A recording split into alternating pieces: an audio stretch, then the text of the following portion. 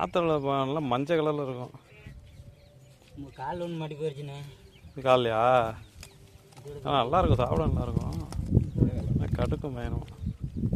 மயில மாதிரியே இருக்குல்ல. கேலி இது ரொம்ப பழைய மீன் தான். பழைய மீன் தான், மயில கிடையாது. இது கனெக்ட் பண்ணி தான் மயில வந்துருச்சு போல இருக்கு. இல்லை அது ஒரு இன்னும் தான். அந்த உடைக்கிற அந்த முள்ளு தான்.